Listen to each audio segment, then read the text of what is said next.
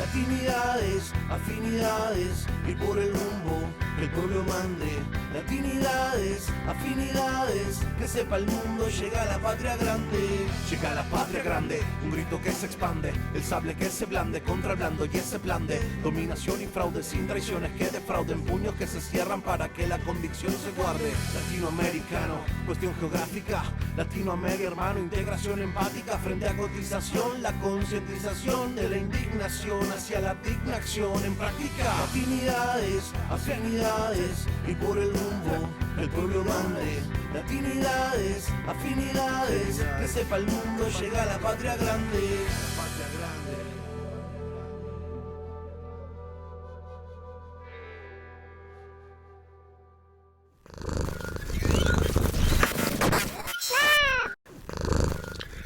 Buenos días, Colombia. Buenos días, México. Desde el estado de Nuevo León, damos la bienvenida a todas y a todos que nos hacen favor de acompañarnos en esta emisión de Latinidades. Gracias por estar aquí. Palestina. Palestina.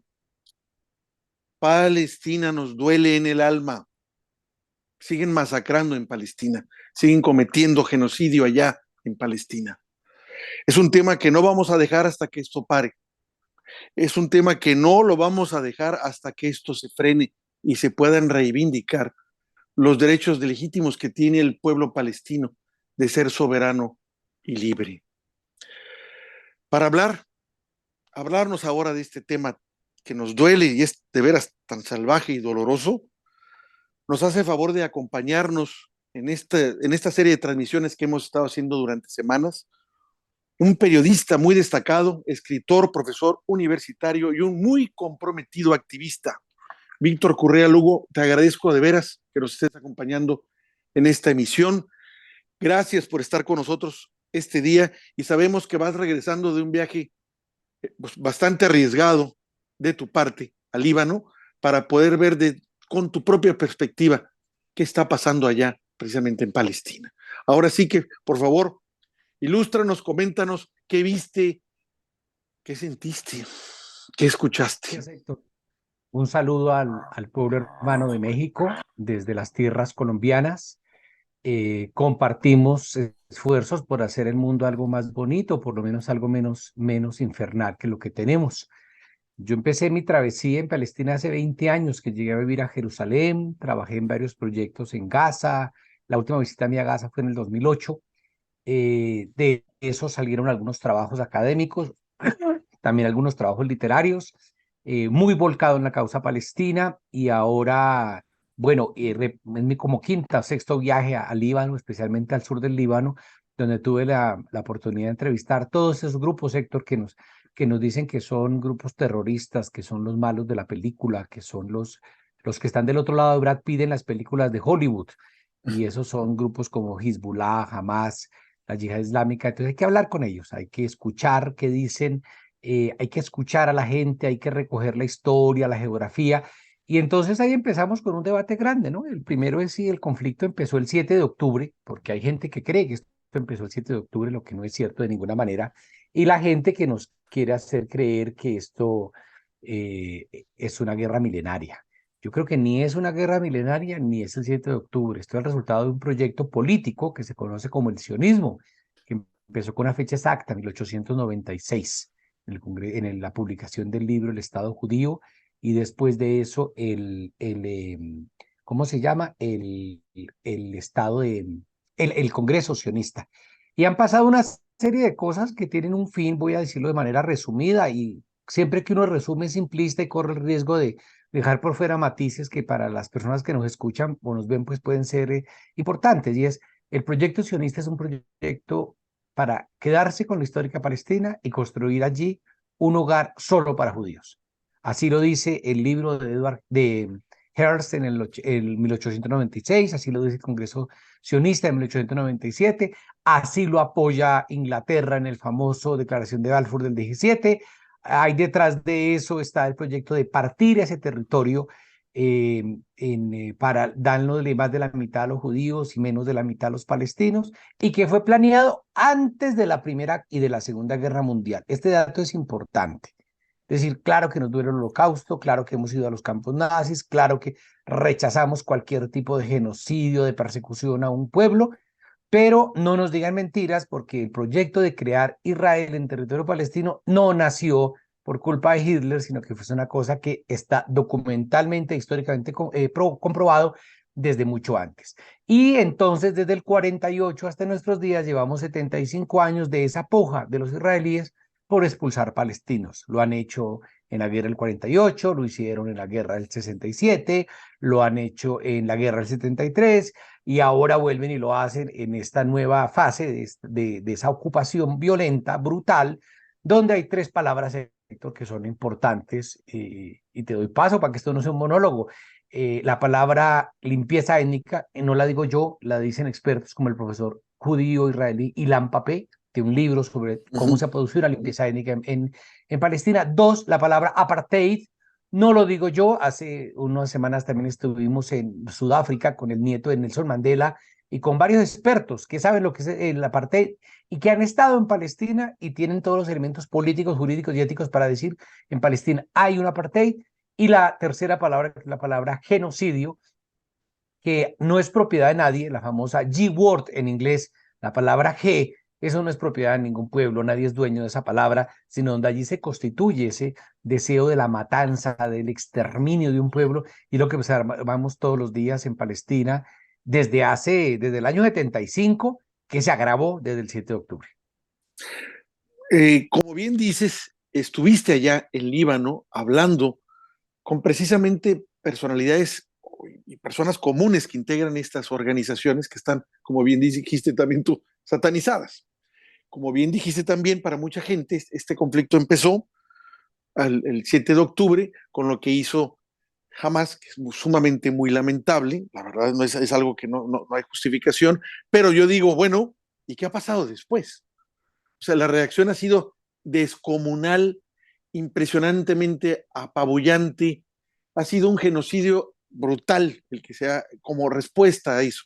Y yo les digo a varias personas, bueno, ve lo que ha pasado del día 7 para acá, es una desproporción en cuanto a respuesta.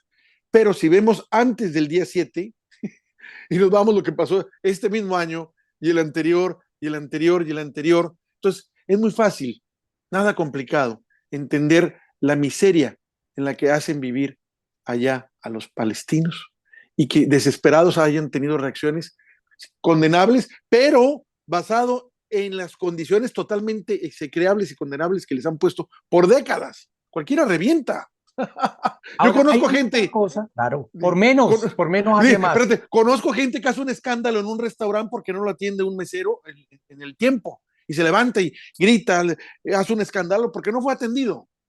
Imagínate una situación así, pero por décadas, que sufras tú, tu hijo, tus nietos, tus amigos, tus primos, hermanos, todo el mundo.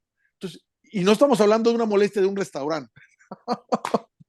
Sí, yo creo que ahí hay varias cosas, Héctor. La primera es ponernos en contexto. A veces yo creo que hay cosas que la abstracción humana puede acceder. A veces me dicen, hombre, imagínate el Zócalo del DF, pero lo mejor es ir a verlo, por supuesto. Pero uno puede abstraerse. Si yo te digo, hombre, una laguna en Colombia, de pronto la abstracción nos puede verla. Pero yo creo que el muro que construyó Israel de 700 kilómetros para encerrar a los palestinos en Cisjordania, eso hay que verlo. Cuando uno ve la demolición de casas por orden judicial, y esto es importante, Héctor, no es que yo vaya a la escondida y de noche tumbe tu casa, no, Héctor, es que tengo una orden judicial, llego con la policía israelí, con el ejército israelí y demuelo tu casa por una orden judicial solo porque eres sospechoso. O sea, el debido proceso no existe, la presunción de inocencia no existe. Y según una ONG israelí, el Comité Israelí contra la Demolición de Casas, solo entre el año 1967 y el 2010, por orden judicial, demolieron más de 25.000 casas. Entonces, Héctor, tú estás en tu casa con tu familia disfrutando y de pronto llega una excavadora y empieza a derrumbar tu cocina y el baño donde te aseas y la cama donde descansas y la sala donde disfrutas los alimentos. Entonces yo te digo, a ver, dígame entonces, ¿dónde está? ¿Quién es el terrorista? O la captura de niños de 5 años de edad acusados de terroristas y encarcelados. o la práctica del derecho israelí de guardar, de encerrar, de secuestrar ciudadanos palestinos por 6 meses sin orden, sin cargos, ojo, sin cargos. Y a los 6 meses se puede repetir, se llama detención administrativa. Entonces, fíjate que son una cantidad de cositas. Yo invito a los que nos están viendo que pongan junto la demolición de casas, el robo de tierras, la destrucción de escuelas, el asesinato de sus ganados, el asesinato de sus familiares, la irrupción en las casas, el bombardeo de los hospitales, la prohibición de ir a la mezquita, los toques de queda brutales y sanguinarios.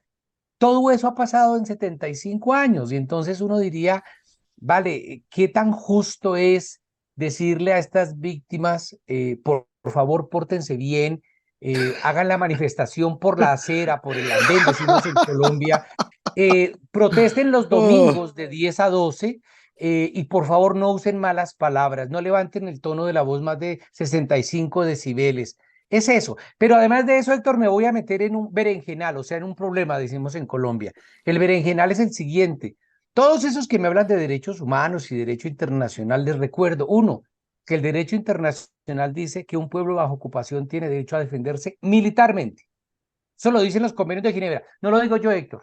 No estoy haciendo una invitación al terrorismo, no, no, no. Y segundo, hay una resolución de la ONU específica, la número 37/43 del 82, que dice que los palestinos tienen derecho incluso a la lucha armada. No lo digo yo. Ahora, eso no quiere decir que la lucha armada les permita hacer de todo. Y hay cosas que son reprobables. Estamos de acuerdo, Héctor. Pero a mí moralmente me queda difícil decirle a los judíos del gueto de Varsovia, por favor, no protesten, que la violencia solo genera violencia. Me costaría nos da muchísimo, risa. me costaría muchísimo. Es una vergüenza, exactamente, Héctor. Entonces, la preocupación es cómo hacemos para que las personas que nos están viendo pongan todos los pedacitos de uno, y robándose la tierra. Primero, a Israel le dan sin ningún derecho el 54% de la tierra según la ONU. La ONU creó este conflicto. Luego, por la fuerza, en el 48 se queda con el 78%, Héctor. Luego, en el 67, invade el 100%. Luego, con el muro, empieza a sacar tajadas para írselas apropiando. Desplaza población. Y genera restricciones a la construcción y al desarrollo de ese pueblo. Pero además de eso, el segundo punto es Jerusalén. Jerusalén es una ciudad con categoría internacional y Israel dice que es la capital de ellos. No, la capital es Tel Aviv. Entonces se roban Jerusalén, se quieren robar Jerusalén. Y luego de eso, los territorios ocupados del 67 empiezan a crear unos barrios. Bueno, barrio es una palabra que en México tiene una connotación diferente que la de Colombia. En Colombia llamamos barrio a todo sector urbano, sea una colonia o sea un barrio, ¿vale? Entonces, estas zonas, estas colonias muy elegantes, construidas en territorio palestino para ser pobladas solo por israelíes, en el territorio propio. Y resulta que según el derecho humanitario, lo pueden buscar, artículo 49 del cuarto convenio, eso es un crimen también.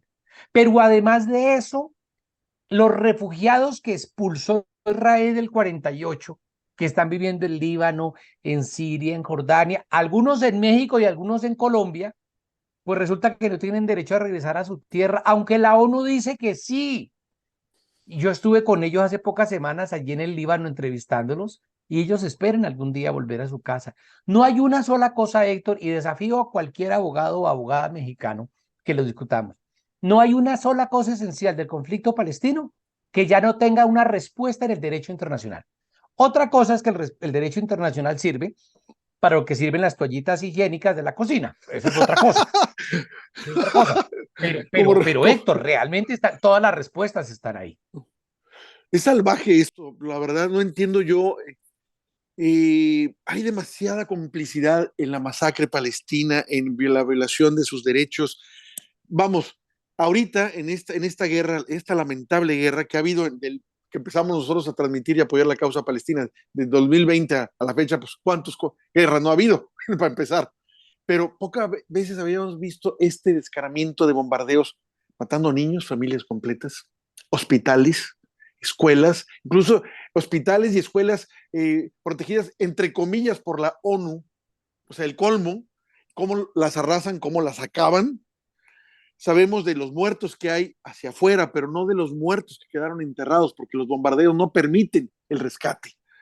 Y no sabe, perdóname, Héctor, te interrumpo.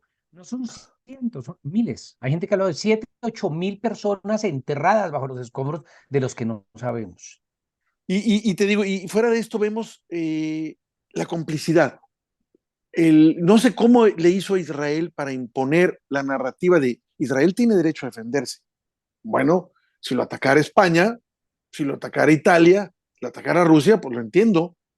Pero en Palestina, ¿por qué van a tener derecho a defenderse si los atacados son los otros, los ocupados son los palestinos? Los que tendrían en tal caso el derecho a defenderse serían los palestinos. Ese es el punto, partiendo del principio. Claro, Héctor, voy a decir algo y desafío a que demos el debate jurídico por si alguien lo quiere dar.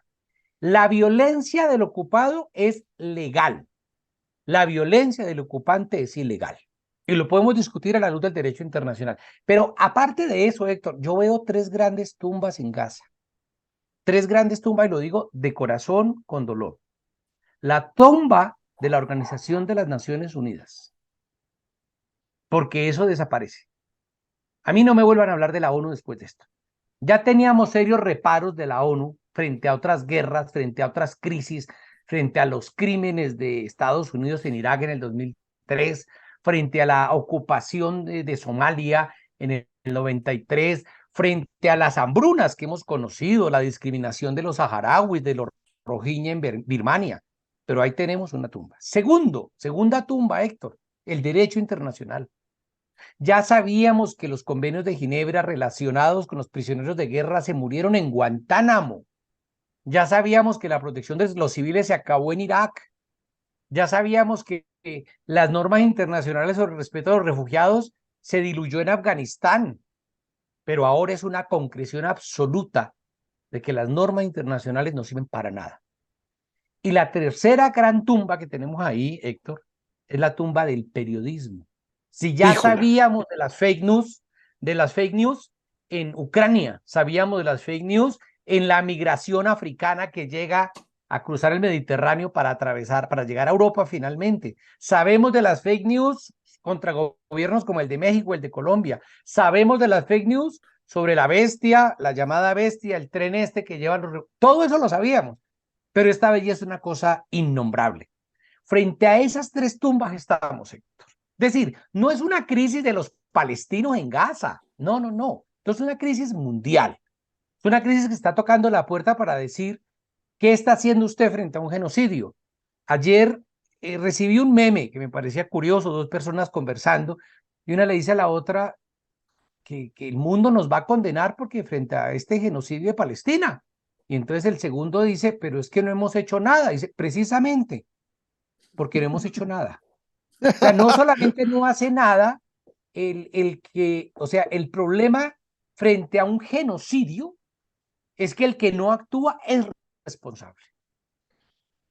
Pues mira, dentro de esto que estás mencionando, es emocionante, también apabullante ver la respuesta de los pueblos que han salido a defender la causa de Palestina, como mi país, que frecuentemente está haciendo manifestaciones ante las embajadas, o en otras partes del mundo, expresamente en Europa, donde les han prohibido salir a manifestarse, donde esos gobiernos democráticos sostenidos por el pueblo, pagados y mantenidos por el pueblo, resulta que ese gobierno lo reprime en su derecho de expresión para poder manifestar una causa legítima, que ni siquiera tiene que ver necesariamente, aparentemente o directamente con ellos, que es salir a protestar por Palestina, pero que sin embargo ese gobierno avala que se estén masacrando palestinos al apoyar a Israel.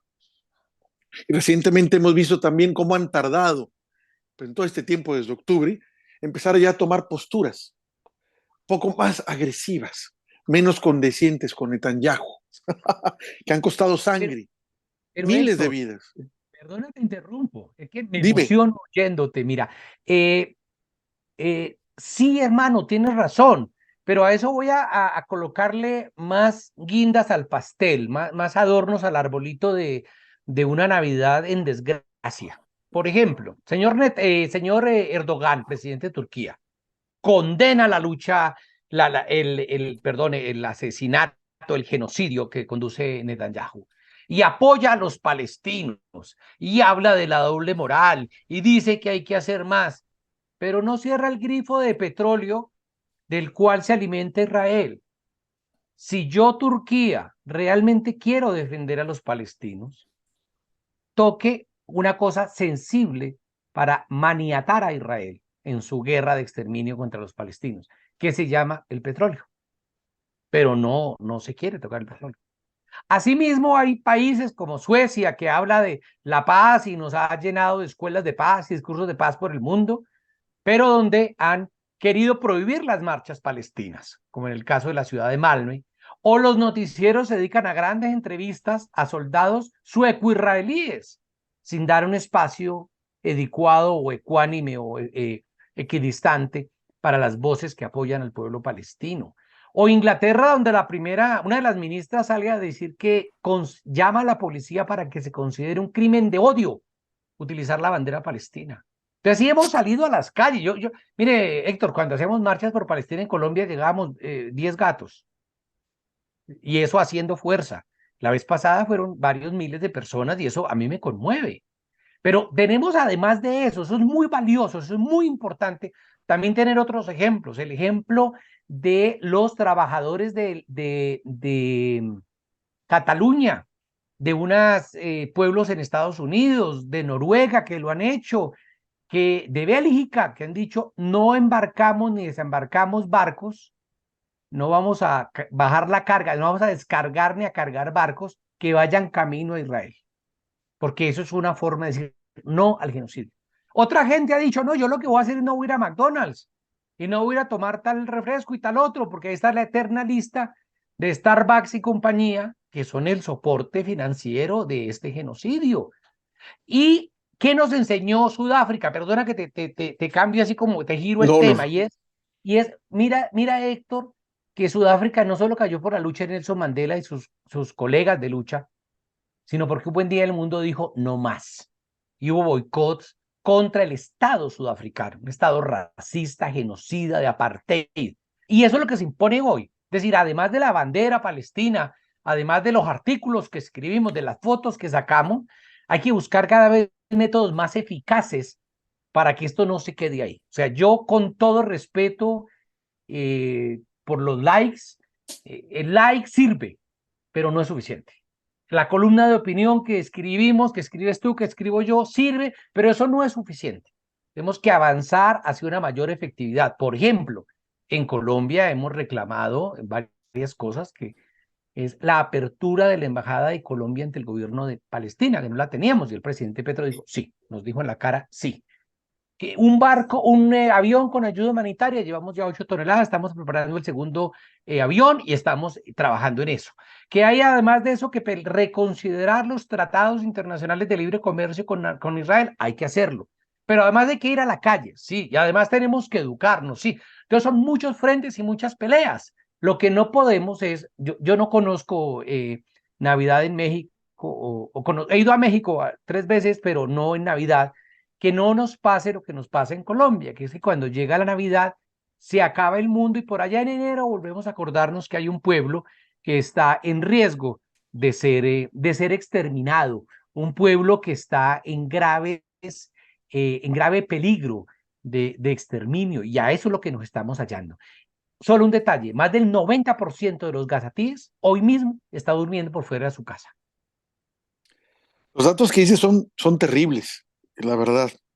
Y bueno, ahorita lo que mencionaste tú de pueblos completos en varias partes que salen a protestar y que se niegan a cargar mercancía a Israel, como también una persona que entrevistamos aquí nos comentó también del caso de que se amarraban a los barcos estudiantes y los agarraba la policía, se los llevaba a la cárcel y volvía a entrar otro estudiante para sustituir al otro. Dices tú, esos gestos, son enormes, como el gesto también de Guernica, que hicieron la bandera, pusieron ahí a Palestina. De veras, son gritos muy fuertes de los pueblos. Ahora sí que esa lucha se está dando, como diría el comandante Chávez, en la diplomacia de los pueblos, porque la de los gobiernos dejan mucho que desear. Me refiero, como bien dices tú, a los países árabes. Vemos que por parte de América Latina sí hemos dado la batalla, la ha dado completamente y decidida el presidente Gustavo Petro, y con una grosería por parte total de la embajada de Israel, diciendo que iban a regañar, que iban a cuestionar, como aquí también la embajadora de Israel cuestionaba a nuestro presidente, que no fue suficiente, no dijiste lo que yo quería, en los términos que yo quería para que yo te diera una palomita. Si no lo haces así, entonces eres terrorista y estás apoyando el terrorismo. Prácticamente es el mensaje totalmente fascista, por llamarlo de algún modo. Pero hemos visto realmente cómo aquí en América Latina sí se hubo un respaldo, en el caso de Bolivia, que cortó tajantemente las relaciones exteriores con ese pueblo, no con el pueblo, con el gobierno sionista de Israel, porque hay gente del pueblo que no les interesa apoyar esto, que no son sionistas. Y tengo amigos judíos que se indignan ante lo que pasa, ¿no? También vimos que Honduras lo está haciendo, vemos lo que hace Petro, pero no vemos esa respuesta en los países árabes. No sabemos por qué tienen tanto miedo, porque hay esa hipocresía. Allí hay, esa es la palabra, Héctor, es la palabra es esa, es hipocresía, es cinismo, es desvergüenza. A ver, ahí hay que diferenciar, así como hay que diferenciar nuestros viejos gobiernos. eh, Argentina no es Videla, Argentina no, el pueblo de Argentina no es Galtieri, el pueblo de Argentina no es Milei. Asimismo, en el mundo árabe tenemos que diferenciar entre los pueblos árabes, la calle árabe, que solemos decir así, ¿no? En inglés se dice y en árabe también, la calle árabe y los monarcas árabes. Entonces, sí, los monarcas están pendientes. Arabia Saudita estaba a punto de normalizar las relaciones con Israel. Emiratos Árabes Unidos está ahí, igual que Bahrein, pendientes de lo que diga el gobierno saudí. Pero el pueblo está en otro lado. El pueblo está en otras calles. El pueblo está en otras dinámicas. Y ahí es donde hay un poquito de esperanza, ¿no? En la gran movilización mundial.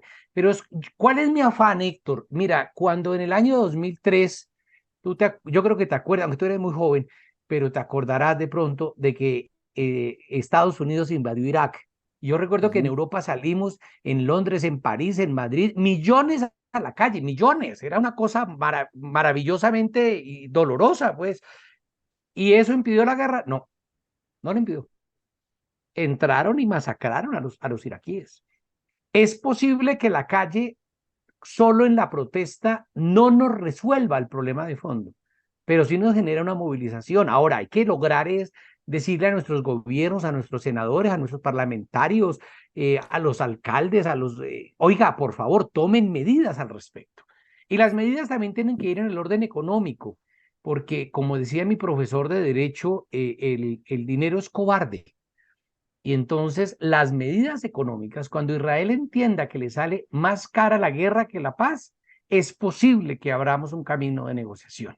Pero un camino de negociación no como los que han planteado. Héctor, es que hay más de 60 propuestas de paz que han hecho en los últimos 70 años. Ese no es el problema. El problema es que hay una propuesta de paz decente. Yo no puedo llegar a tu casa, Héctor, tú me invitas allá a Nuevo México, yo voy allá y me quedo de visita, como llegaron los judíos a finales del siglo XIX y comienzos del siglo XX a Haifa, a Tel Aviv, a zonas de Jerusalén, y luego se van apropiando de la casa y yo me voy apropiando de tu sala y luego me apropio del comedor, luego me apropio del baño, luego le echo al refrigerador candado y si tú me reclamas, Héctor, te digo, Héctor, no seas terrorista. Héctor, es que tú alimentas crímenes de odio. Héctor, es que tú no quieres entender que yo soy el pueblo elegido y esta es la tierra prometida. No, hombre, así me parece que las personas que nos están viendo deberían de pensarse aquello. Ni siquiera es un debate religioso. Los palestinos, el 15% son cristianos y yo invito a que vean cómo los ven. A los cristianos de Gaza les han bombardeado las iglesias. A los cristianos ortodoxos de Gaza, de Cisjordania, de Jerusalén del Este, del Líbano, los han ametrallado y los han asesinado y los han bombardeado desde Israel. A los beduinos de las afueras de Jerusalén los han sacado corriendo también. O sea que no es un problema de los palestinos, es un problema de todo aquel que no sea judío sionista. Porque aquellos judíos que, como tú bien dices, dicen, no en mi nombre, no en el nombre de la Torá, no en el nombre de Abraham, podemos masacrar a un pueblo, pues también son tildados de asesinos, de terroristas, y se les persigue por el mundo como si tuvieran lepra. Esto que mencionas es terrible porque sucede todos los días. Por ejemplo, recuerdo las masacres que han hecho, porque no lo puedo llamar de otra forma, de periodistas el año pasado, incluso este año, y no se habían visto ahora sí que tantos como ahora en esta guerra. que precisamente aparentemente van a matar periodistas para que no hablen sobre lo que está pasando en Palestina. Y no nomás a ellos, sino a sus familias. Ver también cómo sacaron a Al-Mayadin para que no pudiera transmitir ni tuviera acceso a la información, y los han combatido y han matado a no sé cuántos periodistas y corresponsales de ellos ya en esta guerra. En total se habla de más de 80 muertos, y yo llegué a Beirut, precisamente a las oficinas del Mayadín, y el día siguiente nos llegó la noticia del asesinato de la chica Farah Omar del camarógrafo y de un colaborador. Y lo que nos explicaban es que estaban en una explanada bastante visualmente era limpia, unos 2 o 3 arbolitos, y ellos tenían el chaleco azul de prensa, el que uno suele llevar, el chaleco antibalas y el casco, y los masacraron utilizando drones, pero con la total tranquilidad de saber que ahí no había ningún objetivo militar, con la total impunidad de saber que nadie se lo iba a reclamar, y con el total descaro de saber que lo que querían era atacar al Mayadín, que es uno de los medios más decentes ahora, cuidadosos, respetuosos de lo que está pasando, que yo invito a las personas que nos siguen en esta charla a que lo visiten.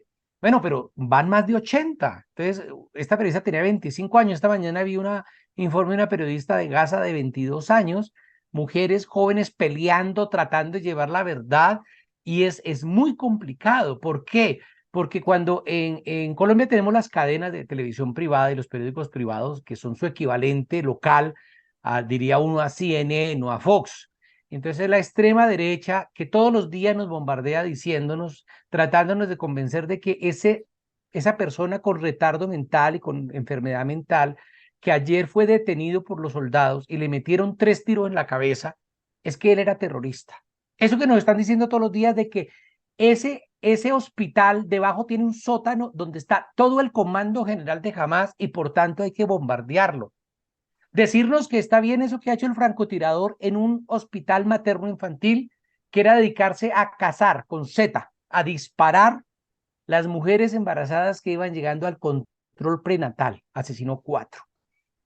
Y cuando eso nos parece de lo más normal, o sea, bombardear hospitales, usar fósforo blanco, desplazar más del 90% de la población de Gaza, atacar oficinas, escuelas con la bandera de Naciones Unidas, esto no es una cosa accidental, Héctor, no es que yo quería disparar hacia el lado A y le pegué al lado A', no, es que van directamente al hospital, directamente a la escuela, al depósito de agua, a la sede de la ONG humanitaria, como el caso de Médicos Sin Fronteras. Y el mundo frente a eso tiene que tomar una postura. Y el silencio es una postura. Hoy en día el silencio es complicidad. Es terrible, es terrible. O sea, la verdad es totalmente indignante. Por ejemplo, a mí me indigna que hasta hace muy poco Blinken, el secretario de Estado norteamericano, ante alguna muerte que se suceden de periodistas aquí en México y generalmente hechas por políticos que son investigados y sobre todo por narcotráfico, que periodistas, los que andan en la calle haciendo la labor, no los que están en televisión, no los que están en radio, a esos son los que matan, reclamándole cómo es que, prácticamente diciendo que el gobierno era responsable, nuestro gobierno, de esos crímenes aquí, que los van directamente a matar. Gente del gobierno de ellos, me refiero al ejército y todo, no dice nada este hocicón, como diríamos en México. Se queda callado este imbécil, este asesino, traidor y cómplice. O sea, solo abre la bocota, como decimos en México, como hocicón, donde le conviene y de acá se calla. O sea, en Israel, así que maten a todos los periodistas que sean. Pero en México no, ¿eh? Claro, yo invito, por ejemplo, a que revisemos. Hay gente que dice, no, es que tú estás sesgado a favor de Hamás, tú tienes un alma filoterrorista. Entonces yo les invito a las personas que nos oyen, revisen una ONG que se llama B'Tselem, de israelíes, y vean los datos sobre las crueldades de los aparentes civiles israelíes armados que desde las colonias atacan a los palestinos. O 2, revisen el informe del Comité Israelí contra la Demolición de Casas para que den cuenta de las cifras que yo presentaba aquí. O revisen un proyecto bellísimo, se llama Breaking the Silence, dolorosamente bello, donde hay militares y exmilitares israelíes que dicen no más, no más. Y salen diciendo, yo soy el sargento fulano de tal, que efectivamente bombardeé una casa de civiles, o torturé a una persona, o detuve a un inocente, o puse bajo arresto gente que no tenía una orden judicial. Breaking the silence. Para que no digan que somos los filoterroristas. Entonces, que vean esas fuentes oficiales, o Human Rights Watch, o Amnesty International, si les parece, o los informes de Médicos Sin Fronteras, y después sí que nos digan, porque es un problema grave esa pelea informativa. Mire, el embajador de aquí me decía, no he conseguido una entrevista donde la primera pregunta no sea, ¿usted condena a Hamás? Pero nadie de esos periodistas es capaz de irle y decirle a un judío, a un israelí, oiga, ¿usted condena esa masacre sistemática, deliberada, progresiva de niños y niñas en Gaza por parte del Estado israelí? Parece que no. Pero Blinken va allí, como tú lo decías, va a visitar Israel, lo primero que dice es, yo voy como judío. Cuando Biden dice, yo soy sionista, es como si yo te dijera, yo soy esclavista. Entonces, a partir de ahí no es posible tener un diálogo. Entonces, el problema es ese, el problema es que estamos frente a una guerra que recoge todos los símbolos de las guerras del mundo. La injusticia, la discriminación, la exclusión, el clasismo, todas las agendas del mundo están ahí. Por eso también es nuestra lucha, Héctor. Digo, la verdad, todo lo que comentas esto, pues es cierto, ahí están esos datos. O sea, existe eso, no es mentira. Sabemos que la prensa hegemónica que controla la derecha, pues cómo está actuando. Por ejemplo, ahorita lo estoy viendo en el Esequibo, que lo tienen ustedes ahí al lado. Ponen, Maduro se quiere apoderar del territorio de Guyana. Perdóname, es al revés, pero ya empezaron en esa campaña, ¿no? Y obviamente estoy viendo entrevistas que hacen a todas las atrocidades que hizo Hamas para en los kibbutz, que seguro las ha de haber hecho, pero no mencionan para nada lo que hicieron ellos el mismo día 7, el mismo día 8, 9, 10, hasta el día de ahora, ¿no? O sea, ahí de volverse 75 años. Pero otra cosa, nos dijeron que jamás había decapitado 40 niños. Y Biden sale y dice, yo vi las fotos. Y luego tienen que salir periódicos como Haaretz, que es un periódico que se escribe en hebreo, que se edita en Israel, diciendo, no tenemos evidencias. Tiene que salir la Casa Blanca a decir, no hay pruebas. Y luego nos inventan que los de Hamas violaron una cantidad de mujeres y un poco de abusos sexuales, y luego resulta que tampoco hay pruebas.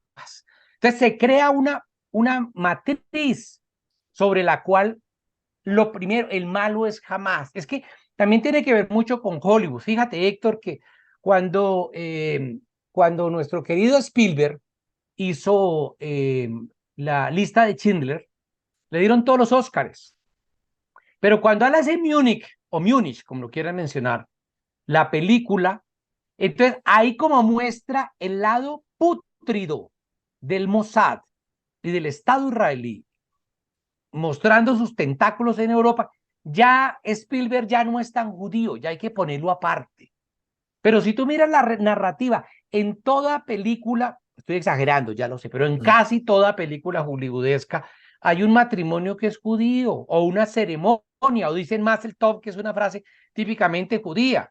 Y en toda película de guerra hay un tipo malo, malísimo, Héctor, pero malo de verdad. Pero además de malo es feo, y tiene una cofía, una pañoleta palestina en el cuello. Y nos están convenciendo desde la época de Platón que lo bueno es lo bello y lo bello es lo bueno. Entonces, si en la película aparece un Brad Pitt con un traje elegante y en el otro lado me ponen un tipo con barba y un trapo en la cabeza, ese es el malo. Aquí nos han dicho que el Corán está lleno de maldades y nunca han cogido un Corán en la mano. Aquí nos han dicho que todos los musulmanes son árabes y se olvidan que Indonesia no son árabes. Aquí nos dice que todos son terroristas y no dicen el terrorismo que ha hecho Occidente cuando masacró gente en Irak.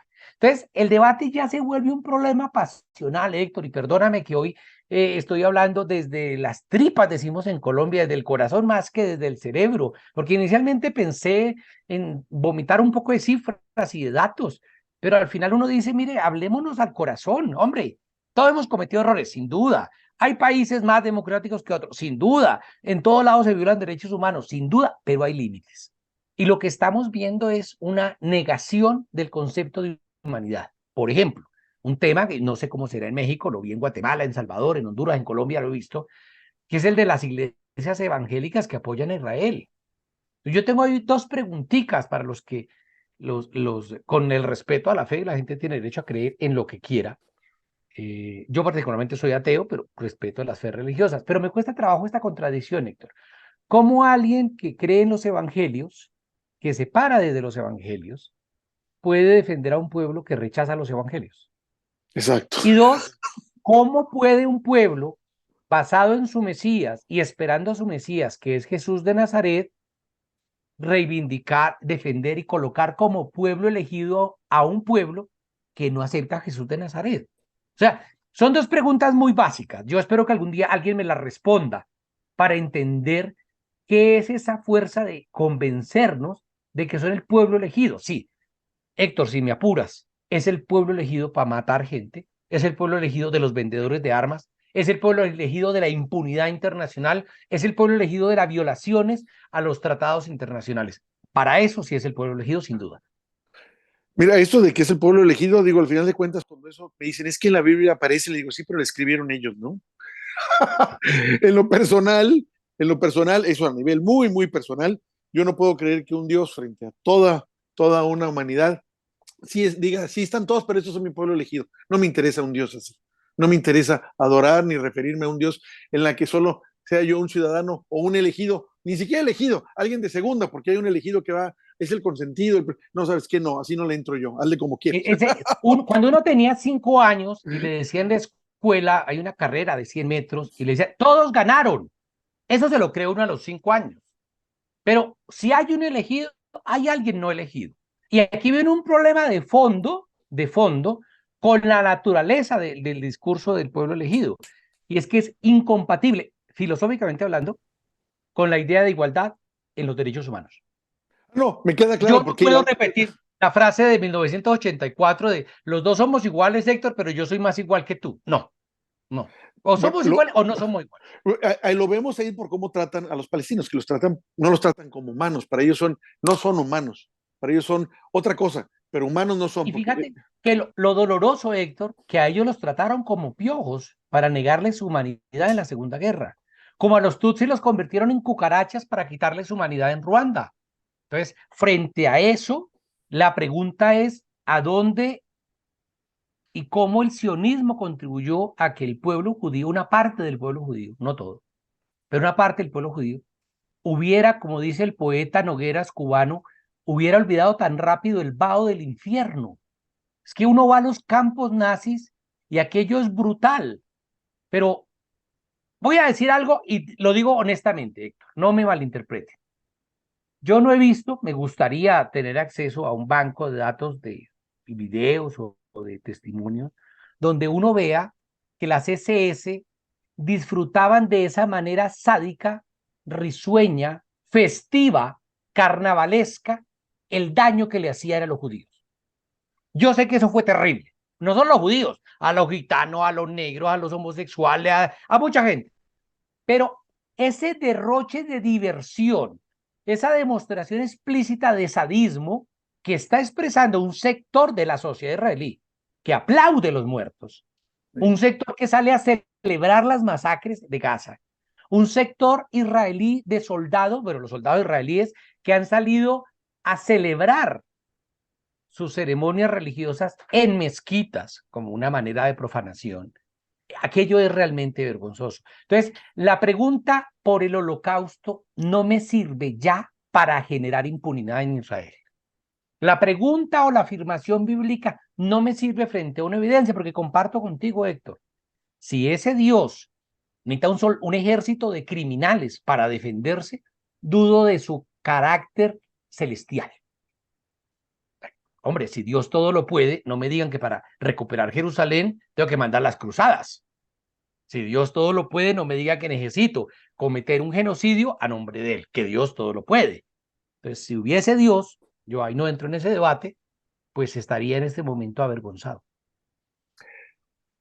Es un tema de veras mucho, mucho, muy complejo, que por desgracia goza de muchas complicidades poderosas, que en este momento, pues, conspiran directa, brutalmente contra el pueblo palestino que está solo, salvo la solidaridad que desde la distancia me pueda hacer saber uno, que me informan que están enterados y que lo agradecen. Digo, sí, pero ellos están sufriendo, yo no. Yo termino ahorita la charla contigo, me voy a comer tranquilo, yo no estoy esperando que derrumben mi casa, no estoy esperando que me detengan porque les dé la gana, no estoy esperando que me mate un francotirador del ejército o del Mossad simplemente para acabar conmigo porque le dijeron que yo era peligroso para ellos. En fin, mi situación es otra, no es la que ellos están teniendo ahorita minuto a minuto. Héctor, mira, hablando con las mujeres refugiadas palestinas hace, ¿qué? 15 días. Mi árabe es muy malo, pero entiendo la palabra chukran, chukran yasila, que quiere decir muchas gracias, o la palabra mabruk, quiere decir felicitaciones, y luego oír la palabra Petro y la palabra Colombia. Luego el traductor confirmó mis dudas de cómo hay gente que está diciendo gracias, porque hay una esperanza, y con esto termino porque tengo que cumplir con otras tareas, Héctor, pero con esto termino. Mano, yo he escuchado víctimas en Birmania, en Irak, en Siria, diciendo la comunidad internacional no va a permitir esto, lo uno o lo otro. La he escuchado en mi Colombia, sufrida, en zonas rurales de guerra, donde dicen, no, aquí no nos van a masacrar porque la comunidad internacional no lo va a permitir. El problema es que la comunidad internacional, al igual, Héctor, que tú te vas a comer y yo me voy ahora a almorzar, en Colombia decimos almorzar al mediodía, hermano, nos vamos a almorzar y la comunidad internacional se va a hacer la siesta de la tarde o a tomarse un vino tinto porque se acercan las fiestas de Navidad. Y duele, dolorosamente duele, cómo nos han enseñado a pensar en términos de países. Tú eres mexicano antes que persona. Yo soy colombiano antes que persona. Alguien es venezolana antes que persona. No, nos han metido en cajones o de religión, o de raza, o de credo, o del color del pasaporte para fastidiarnos. Y eso nos hace sentirnos cómodos porque esa es una guerra de allá, de los otros. Pues mira, Víctor, ya no te quisiera yo quitar más tiempo, sé que estás ocupado. Te vamos a volver a convocar conforme sucedan las cosas. Como te dije antes, el tema de Palestina lo estamos siguiendo, no lo vamos a soltar, pero también nos interesa los enormes conflictos que le está creando esa derecha fascista, clasirracista, que como en mi país, también pulula allá en Colombia, porque nos interesa mucho lo que ha hecho Petro, que realmente sabíamos que cuando él tomó la presidencia estaba acotado, y con todo y que está acotado por esos nefastos poderes fácticos que también están en mi país, ha hecho cosas inauditas, de asombro y de agradecimiento y de respeto. Héctor, me despido con una frase del poeta salvadoreño. Él decía, no hay que olvidar, Roque Dalton, no hay que olvidar que los menos fascistas entre los fascistas también son fascistas. Y yo la suelo escribir de otra manera, yo suelo decir, no hay que olvidar que los menos sionistas dentro de los sionistas también son sionistas. Me despido, te mando un abrazo y estoy, por supuesto, dispuesto a colaborarte. Para las personas que nos siguen, ya Héctor les enviará mi página web. Ahí hay libros descargables sobre el Kurdistán, sobre Colombia, sobre la guerra de guerrillas en mi país, sobre Palestina, sobre muchas cosas. Y tengo una sección de Palestina que está ahí y donde cada 2, 3 días procuro compartir una reflexión para no sé, porque necesitamos vomitar. Ahora la invitación es que las columnas no son suficientes. Hay que ir más allá. Gracias. No te quito más tiempo. Te mando un abrazo. Gracias. Que tengas buen día ya. Gracias a ti.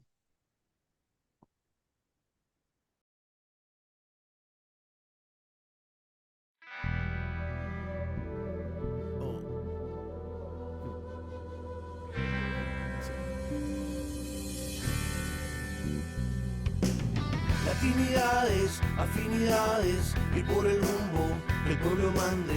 Latinidades, afinidades, que sepa el mundo, llega la patria grande. Llega la patria grande, un grito que se expande, el sable que se blande contra el blando y ese plan de dominación y fraude, sin traiciones que defrauden, puños que se cierran para que la convicción se guarde. Latinoamericano, cuestión geográfica, Latinoamérica hermano, integración empática frente a cotización, la concientización de la indignación hacia la digna acción en práctica. Latinidades, afinidades, y por el rumbo el pueblo mande. Latinidades, afinidades, que sepa el mundo, llega la patria grande.